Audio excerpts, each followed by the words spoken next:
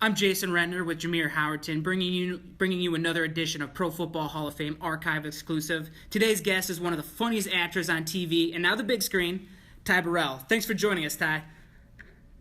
Thanks for having me, fellas. Well, Ty, you're a huge football fan, and you grew up in Oregon, which college football rules there. I mean, Nike is God. You guys got the best uniforms, let's face it. But you didn't have a NFL team, and you were located between Washington and California. How did you get to become a Rams fan instead of a Seahawks fan? Well, we were an anomaly where we lived because we lived in Southern Oregon, and you were either a Seahawks fan or a Niners fan. And my dad was originally from Los Angeles, from Chino, California. And all of our extended family on his side was still in Chino. And we would probably see them, maybe once a year. And they were just amazing people, just some of the warmest, friendliest people you ever knew. And they were all Rams fans. And so we all kind of, we just loved them so much that we became Rams fans as a way to sort of keep in touch with this family down there. And they would bring up Rams hats or whatever, and when we go down, we'd get more like Rams paraphernalia. And in a weird way, we became more obsessive Rams fans than clearly were in Los Angeles because, towards the end of the run there in L.A., there was nobody coming to the games. And we were, but up in Oregon, we were just zealots. Like, we were crazy for the Rams. I was subscribing to this monthly publication called Ram Pages, and it would send me all the stats and backstory and all the players, and everybody's still Rams fans today. So when they moved to St. Louis, it just wasn't a big deal to us because we'd never been in the same town with them anyway. And so we just all stayed Rams fans and went out to St. Louis for a game and brought all my cousins. And so it's just been, this whole thing has just felt like a hallucination that they've come back. Well, they're 3-1, so you must be a good luck charm, and there's a lot of excitement the fact that they're back in L.A. How excited are you to have your team back located in L.A.? Well, first of all, the good luck charm is incredibly gritty defense, I would say. I think I'm nothing but a distraction to some very focused individuals. But it's just been amazing. It's been hard to sort of describe because, I obviously just gave you some of that backstory, and the thought that someday that team would come back to Los Angeles and that I'd live in Los Angeles when they came back to L.A.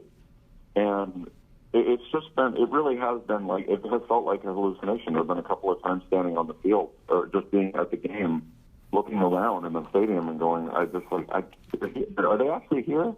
and I think a lot of people are feeling that way. A lot of old Rams fans who are still here in L.A. are still having, kind of like, pinch yourself moments. And my family's still, freaking out. My younger brother came out for the home opener. My older brother is here for this Bills game this weekend. My cousin was out for the first preseason game. It's just been amazing. And Ty, I actually met you on the sidelines of the first LA game back, and I was with Eric Dickerson, and so. Oh yeah. So what was that like, meeting Eric Dickerson, one of the greatest legends of all time? Well, I've been lucky enough to have met him a couple of times. That makes a moment like that on the sidelines even more surreal. You know what I mean? Yeah. Where I saw him and to have Eric Dickerson recognize me, that's when your head starts to explode. Especially when everyone was yelling his name. Yeah, I mean, I was just like, whoa, it just feels so crazy. But I think the world of that guy. he's such a smart, easygoing guy. I mean, his personality is very much like his running style, you know? Yeah. Very sort of simple and graceful and just a really cool guy. And I think he's, you know, it's been kind of cool because a lot of these old LA Rams are getting to kind of have the spotlight back on him again, which they should. So he's busy now. Man, is Eric Dickerson busy at the moment because of the Rams being back. Yeah. I think it's probably a different scenario for some of the St. Louis Rams who were kind of began and ended their careers there.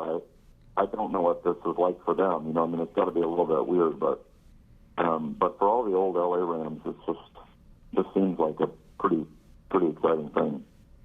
Yeah, and I mean, football is so important to you that game, the Emmys were that night, so it was important to you to take at least a little bit of time. I know you left at the half to make it to the game before the Emmys. Yeah. I mean, most people have their head, you know, way up thinking about Emmys, not football. It's funny because I almost missed my category at the Emmys. My category for Best Supporting Actor was actually the very first category. And that game, as you remember, was 9-3. Was it 9-3? Yeah, 9-3, I think. 6-3, 9-3. And I couldn't bring myself to leave at halftime because it was too close of a game. And then I couldn't bring myself to leave in the third quarter. and then I finally peeled myself away midway through the fourth quarter of the game and ran and changed in the car on the way to the Emmys and got to the Emmys. And honestly, I sat down just as the Emmys were starting. So I almost got in trouble. It would have been worth it, though. But it was well worth it. Now, I read that you played in high school. You played football. I did. I played at a pretty small school, so you get to be kind of, I don't know, did you guys play? Yeah. Yes. Yeah. So I you know, if you play at a small school, you get to think you're pretty good. Everybody gets to think that they're a pretty good football player when you play at a small school. So I actually kind of had delusions of walking on at Oregon. I was recruited by, you know, really small colleges. Like, I think I was recruited by Pacific Lutheran and, you know, names that sound like movie colleges, like really small colleges.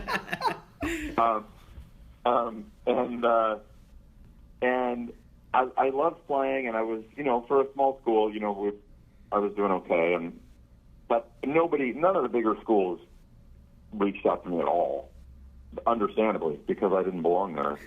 And I went to the University of Oregon, and one of the first people I met, I'm forgetting his name, it was Chip something, but I found out that he was playing on the team, you know, that he was on the team, and he was huge and incredibly fast. I was playing basketball with him. And just incredibly athletic and big and fast, and I was like, oh, this is really cool. Like he's playing on the team. Maybe I could walk on and, someday be a gunner on special teams or something. And then when I went out to kind of just observe the walk-ons, and I saw that he was essentially the worst player on the team. Wow. You know, this huge athletic guy was basically like the guy who was bringing water to the, you know, special teams, and that's when I never even set foot on the field. I was like, okay, clearly not cut out to be playing at the University of Oregon, but I loved playing, and I loved the game so much. You were a lineman, correct? I was. That tells you how small the school was. I weighed about like 220 at the time. I weighed probably, 30 pounds heavier than I am now. Okay. And I was an outside linebacker, which is, for those small schools that I was being recruited for, it was more for defense. But honestly, I never had that like killer instinct. So even those smaller schools would have regretted if I'd actually taken them up on their offer. I was going to say no offense, Ty, but I couldn't see you as a lineman. Yeah, no, neither could the defensive lineman who ran by me. Now, Ty, as a kid growing up, man, take us back to the days that, you know, you and your brothers were out there playing football. Who was that one player that you would emulate, that you would imitate? Like, all right, you know, as a kid when I was growing up, I thought I was Lynn Swann. I ain't gonna lie. You could not throw a pass. I'm Swanny. That was me. I was Swanny. Who was your guy? Anything. I love Lynn Swann, even though he killed us in the Super Bowl in '79. But my guy was the probably little-known Wendell Tyler. You guys know who Wendell Tyler is? Nah, I ain't gonna sit up here and try to front like I do. No. Yeah. Wendell Tyler was a running back for the Rams. My full name is Tyler, so that, you know, that's a big plus for me that his last name was my name. And he played into the 80s with the Rams. Basically through the 80s, early 80s, I think. But he ran with an incredible amount of style. I don't know if you can find any YouTube clips of Wendell Tyler. He wouldn't last a week in this days in NFL because he carried the ball like a loaf of bread.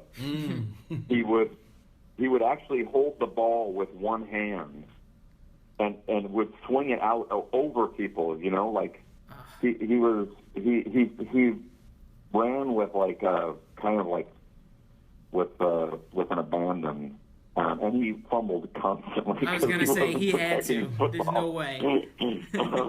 But he was an incredible player to watch, and I was always, you know, pretending to be Wendell Tyler.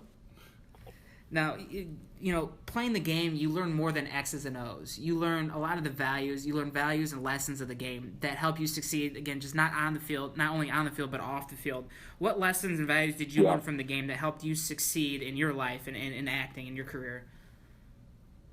I have some really specific lessons for acting that I've used a lot from playing sports in general, which is, in addition to kind of the obvious stuff about, you know, you learn who you are by overcoming obstacles, but there's a specific thing about performance. If you're a performer in any way, you know, in any capacity, actor, comedian, dancer, singer, anything, is that the thing that we share with sports is that you have to try to be your best self with an incredible amount of people watching you. You know, a lot of people, their jobs, which are, you know, difficult in many other ways, and I could not do any of those other jobs, but they don't have people scrutinizing them while they're actually doing it. Mm-hmm. And the thing about that I learned from sports is about, you know, the more work you put in before you actually take the field, the more relaxed and, you know, the more easy it becomes to be your best self. And that's totally true of acting too. Is if you're wanting, I have found anyway, you know, that my best way to get to being relaxed and being my best self while people are watching me, you know, do this thing, is to put in the work beforehand and make sure I always feel prepared. And football absolutely taught me that, and so did baseball and basketball, honestly. All right, Ty, this is the $1 million question. Are you ready? I'm gonna hit you with this last one. All right, check this out. I'll give you a $75 answer. That's what's up. With all the success and the blessings that you had in your acting career, will you give up all your Emmys for a Hall of Fame ring, bust, and gold jacket? Oh yeah, of course. Wow. Absolutely. Yes, in an instant. Wow. I'm shocked to hear you say that. That's the ultimate. That's the ultimate. All the Emmys? Yeah, like not okay. I can see the first one. You got to keep at least the first one.